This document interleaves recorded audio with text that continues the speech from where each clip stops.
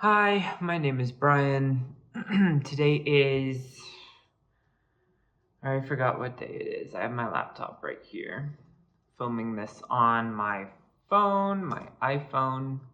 Trying to start a video diary because writing regular diaries is boring. March 6th, 2025. As I already mentioned, I'm already repeating myself. I am starting a video diary because I want to catalog my life and talk about things that I'm interested in. And this kind of seems like a better idea because I have started a few diaries already and I just always stop writing, get bored, something like that. And it's just hard for me to keep up, but I also am very interested right now in preserving my life and even the boring shit that happens. Just, talk about that kind of stuff. I'm currently 28 years old. I'm going to be 29 in a month and a half. And I feel like this will be a good way to document my 30s, which I'm excited for, but that's still another year from now.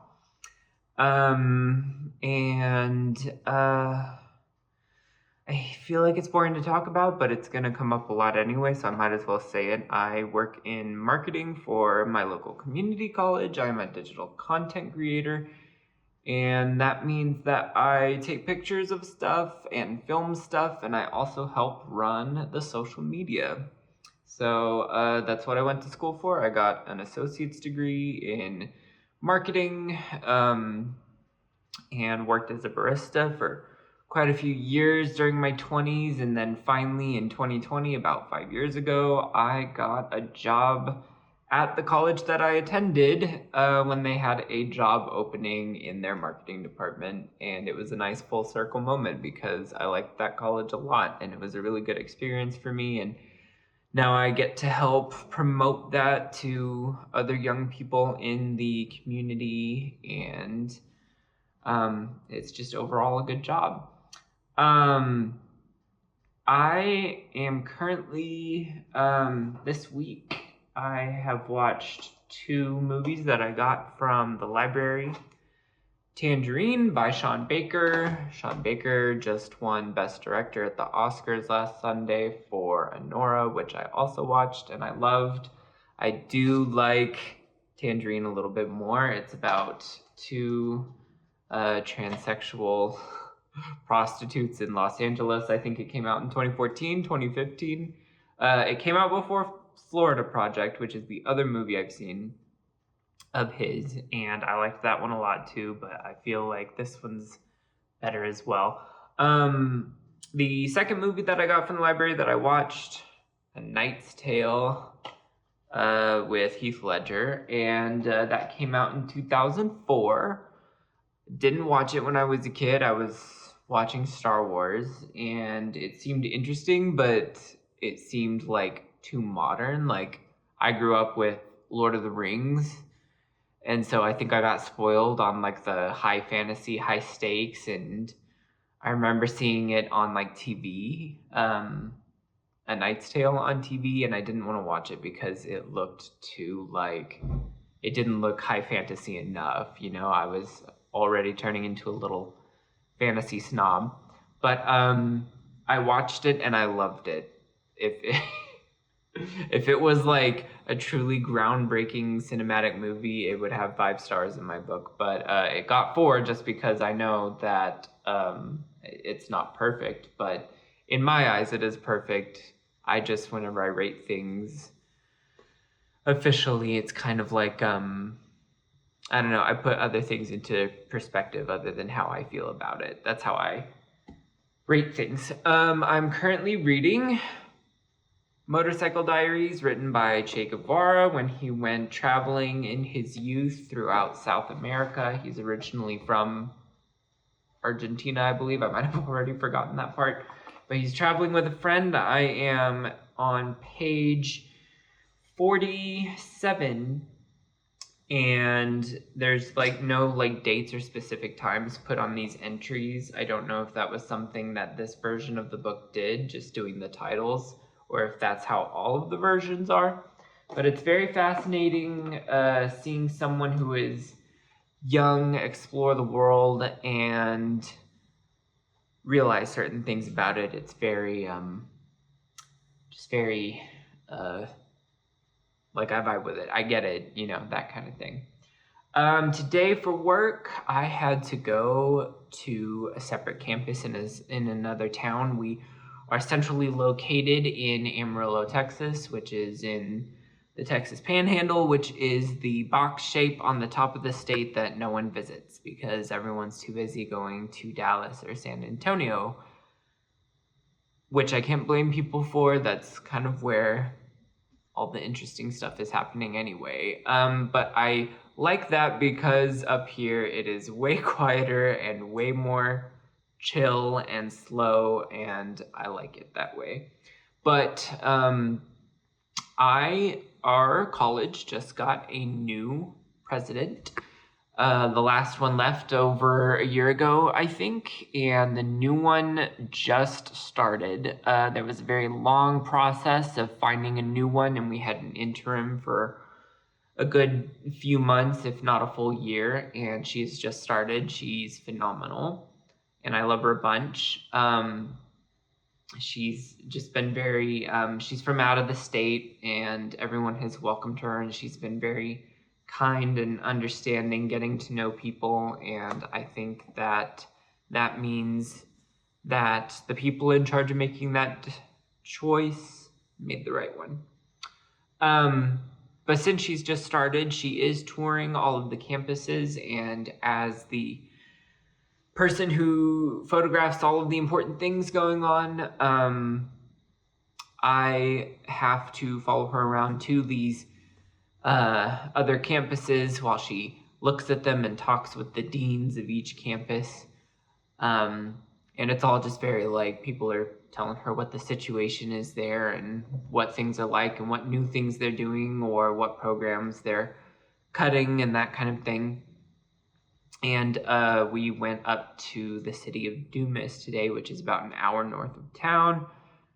And she got to see there are two separate campuses in Dumas. One that is a regular, it's a small building with classrooms and testing centers and things like that for regular stuff. There's a GED program from what I overheard them talking about. And then there is a technical campus, which is just a separate building that focuses more on engineering and mechanics and stuff like that. So I followed her around and took pictures, and it was really great. It was just a very normal day. Other than me having to travel, I very rarely have to travel. I live about, I only live a few minutes from the campus.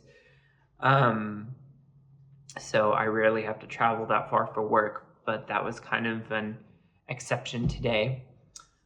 And while I was out and about, there is a river that cuts through the Panhandle, the Canadian River, that I believe goes from Colorado to Oklahoma. It definitely goes into Oklahoma as far as I know, but I'm not a really big expert on all of the rivers and stuff around here, so I don't really know. But there's a part where the highway goes over it and you can just pull off and go. And we haven't had a lot of rain lately, so it was relatively dry, but I did get to walk around and take pictures of the graffiti on the concrete pillars that hold up the highway, the bridge going over the river, and that was a lot of fun. It was very dusty. It's been very dusty and very windy the last few days. Luckily, we got a bit of rain a few days ago, so it's not as dusty as it probably would be, even though it's still very dusty. We've had crazy weather. We're getting that point in the year where spring and winter are kind of like, instead of gradually flowing into the other, it's more of a clash. It's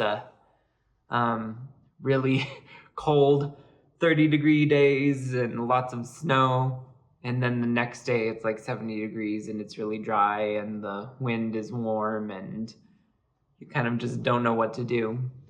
But that was kind of what it was like today. It was, the temperature went up, but the wind was very cold, so it felt more like 60 degrees instead of 70 degrees. And yeah, that's kind of what that day was like. I wrapped up, came home, and chilled out for quite a bit. And I still have some, I'm helping a member of the community run for city council here in Amarillo, and I'm a very big fan of him, and he's really cool, and I am helping him make some promotional videos that he can run on, online on websites and things like that. Very basic stuff where he's just saying, like, this is what I want to do, please vote for me. It's all very, very simple. I have a studio that I normally use for photography that I shot the promotional videos of him in because it's this plain white background and I've got these big lights I can put up so it looks great. And that was and now I am probably, after this and after I upload this, will be working on those because I told him I would get them to him last night. Initially, we had discussed possibly me adding some footage of him at, some public events and things like that. And then he messaged me a few days ago and was like, hey, we think we just kind of want plain, the plain version of these where it's just me talking and there's nothing crazy going on.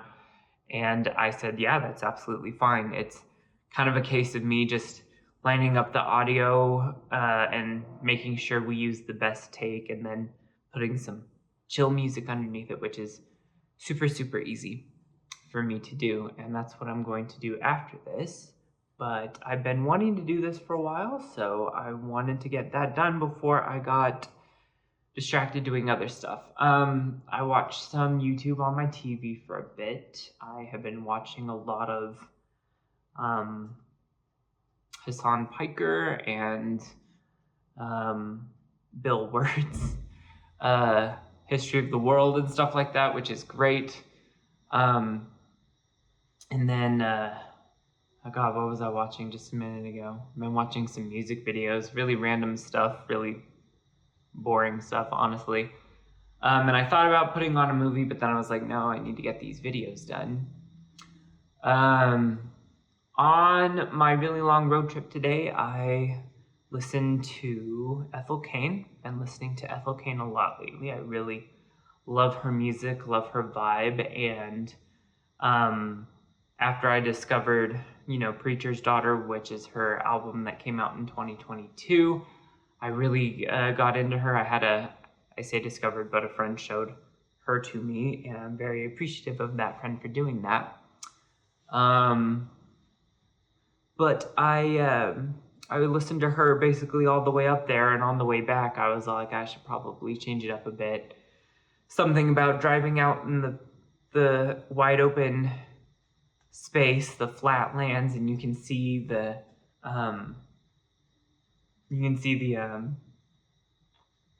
plateaus and these really open fields or these little spots. It's all ranch land and it's all oil land, and you can see these spots where little bits of canyon are kind of carved out by running water. There's these really kind of creepy looking like refineries and just plants for, I don't even know what, there's like power plants and stuff, or no, it's not power plants, there's just like, it's these big buildings and they have silos and big parking lots beside them where they are storing stuff, and it's all right there and you never see anyone there, and it kind of makes you wonder what people even do out there in the middle of nowhere in those big old buildings. But on the way back, I'm looking at all this country and I'm like, oh, I want to listen to more country-ish music. So I did that, and I have some playlists for that. So it wasn't any specific artist. It was just vibes. And then getting closer to town, for some reason, I really wanted to listen to the Has Been Hotel soundtrack, which I listen to off and on. I really love the show, and I love the music a lot too. And I didn't even get all the way through it by the time I got back to work. So that was fun. That was the other thing I was going to talk about, was wrap back around to movies. I do watch DVDs, and I get them from the library. I buy them, but I also go to the movie theaters. And last night I went to see The Monkey, a horror movie that is an adaptation of a Stephen King story, directed by Osgood Perkins, who directed Longlegs, which I saw last year with my bestie. I saw The Monkey with a really good friend of mine who was living in Dallas for a few years, and now they're back up here. And she is one of those people who she really appreciates all kinds of movies, and she really likes horror, and her partner isn't really into horror, so she's all like, I need someone to watch horror movies with, and I'm all like, girl, I got you. And it was very, very gory, very explicit as far as the murders went, but it was all in a very like fun, bloody kind of way. And there are movies that try to do that go, in my opinion, a little too over the top, and for me personally, it kind of turns into a thing where I'm all like, I'm too grossed out to find this funny. And I feel like that's kind of what you're supposed to find funny, is how grossed out you are. But I can't always do that. I can get there kind of, but not to the point of where, like, I think what I've seen of the Terrifier movies with Art the Clown. I mean, I might watch them one day. It's not a hard no, but I'm also not actively, like, trying to watch that.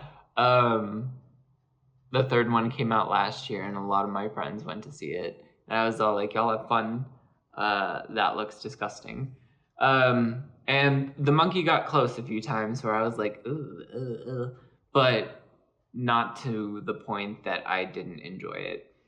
But more interesting than, like, the gore, the fact that it was a Stephen King story, the fact that it was directed by Osgood Perkins, who I've seen, I think, all of his other movies. Black Coat's Daughter, Gretel and Hansel, which I actually really liked, and Longlegs.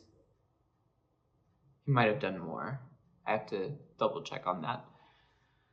But more interesting than all of that to me was the fact that this movie talked so much about how we as humans respond to death and the randomness and insanity of the nature of death. And, I feel like it's, a different journey for different people. But in my case, death was kind of a thing. First of all, I was raised very religiously. So it was this thing where, it could be real scary. But I was also like, since I was religious, I was like, oh, well, I'm not going to the bad place, so I'm fine. So it didn't freak me out the way I think it freaked out other young people who had the same kind of journey that I did with that. And then I got older, and it kind of turned into a thing where it was more interesting to me. And now, at this point in my life, I very much understand where they're at in that movie, where they're talking about how death affects other people and how we react to it. And it's very interesting because it's about twin brothers. One of them, their mom dies when they're really young. And one of them, the main one, who the story focuses on more, he just keeps living his life, and he, just kind of goes day to day doing whatever he does, and his life is just kind of uninteresting, and they really throw that in your face in the, part where they go up to where he's an adult. And the other brother reacts to the death by like kind of becoming distant. And I'm trying like not to spoil the movie because I am going to make these public. So if someone comes across it, I don't want to spoil it, but it'll probably be fine. He essentially takes this, thing that he believes causes death and tries to control it. And the way that it showcases him is he's this very like toxic, like over the top person.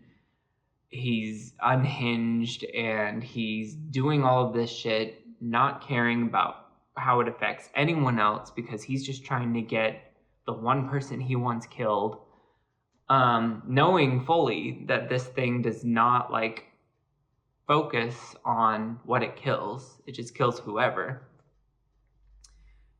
And I found that so fascinating because I feel like that truly embodies the two ways that people react to perceiving their own immortality. To me, the brother that is like the one that's the more over the top and toxic is just kind of this very hedonistic in the bad case of the in the bad sense of what hedonism does to people. Very like, of course, very toxic and just very selfish. It's all like, oh well, we all die. Life is shitty and it does this and that. So I'm just gonna do whatever I want. I'm just gonna be an asshole, basically. And this other brother had the same exact experience as his twin brother. And his whole thing is that he just goes on living his life. And by the end of the movie, I guess I am going to spoil it, so who fucking cares? By the end of the movie, he literally looks death in the face. And then death is on a pale horse. It's pretty insane. But he looks at his son and he goes, "Let's go dancing." And so there's that. Like, you're gonna, death is this random, crazy thing. You don't know how you're gonna go. You don't know when it's gonna happen. But you can't live your life trying to control it. You can't live your life with this innate fear of it, because it just leads to destructive behavior. And I thought that was really beautiful. And it's interesting that, like, this is how some movies are to me, because I looked at how other people were reviewing this, and I didn't look too deeply, but I could just kind of generally see that people were either like, well, that was a fun horror movie, or people were like, I didn't like it. And I was all like, did anyone else dig into, like, the I don't know, the more, like, clearly the more, like, deeper meaning of it, but at the same time, it's just a horror movie, so I probably shouldn't be digging into it that deeply anyway. But I did, and I liked what it had to say, and it's also very timely, because that is very much how I view my life now. I'm, like I said, I didn't grow up with this crazy fear of death, mainly because I thought I would go somewhere good after I died. And now I'm more at peace, because I understand that death is this thing that you can't fully understand. And you just, you can't live your life in fear of what comes after. Because when you die, you die. That's it. So there's no point trying to do all of this shit. And it's funny, there's a part in the movie that I thought about, and I was all like, yeah, that's, because it's hard to, the main guy has a son, and the son's saying things like, oh, so you're saying death is like an accident, and everything that happens is an accident. And the dad's like, yeah. And that's such, Like, there's so many people out there living their lives trying to find purpose and trying to find meaning, and you don't want to take that away.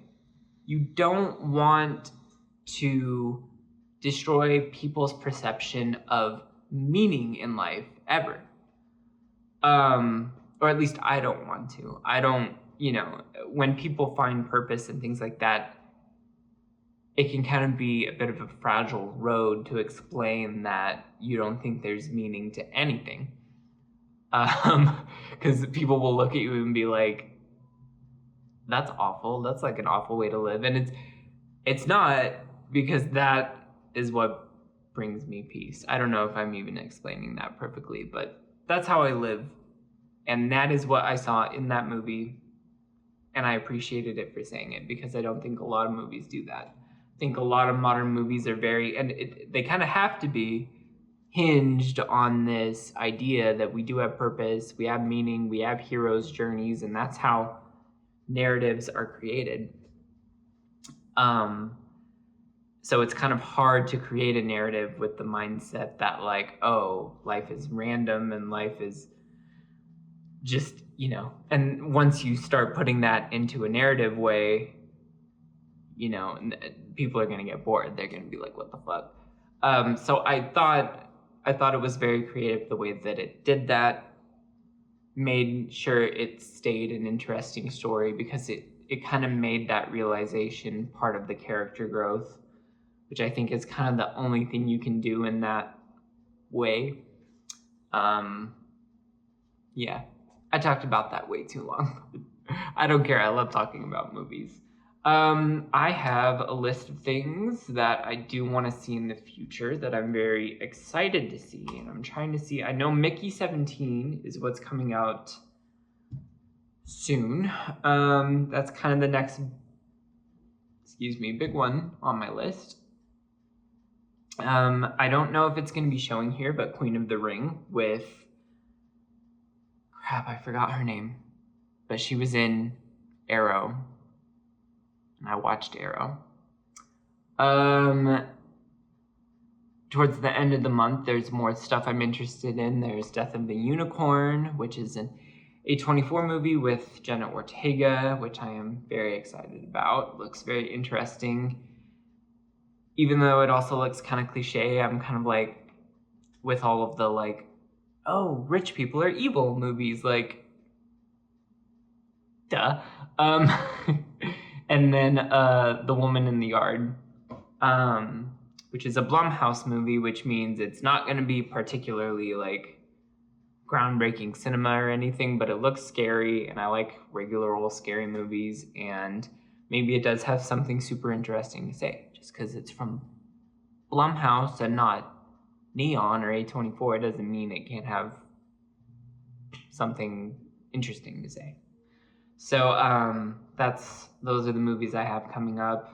What else? Sinners in April, which has Michael B. Jordan and is directed by Ryan Coogler, who did Black Panther. So I'm excited for that. Also, Warfare, which was directed by Alex Garland, who directed Civil War last year, which was one of my favorite movies last year. I really liked it. Yeah, I have entire lists that I make every time I see announcements for things. I'm always perusing online for what various companies say they're going to be releasing in the future. I like to kind of map out my year and see what eventually I'm going to see. I really just like categorizing that, just being like, okay, this is what I want to see this weekend. It's not very strict ever. It's just for fun, essentially. So that, I kind of yapped for way longer than I thought I would. Talked about that movie way longer than I thought I would. I guess I'm just going to get to uploading this now. So I don't know if I'm going to do these every day. I definitely would not be opposed to that. If I did that, though, there would have to be very minimal editing. Kind of can't help it because it's literally what I do for work. I edit and I, just do all of this stuff with video work, and it's going to be very hard to just be like, do I just upload this without doing anything? But I think I'm going to put it in Premiere. I think I'm going to scrub through it, see if I can take out any weird pauses, because God knows I do that a lot. And then I'll upload it and we'll start this journey. But that's all I have to say today. March 6th, Thursday, 2025. Brian, signing out. I don't know why I did the duck face. This is fucking stupid.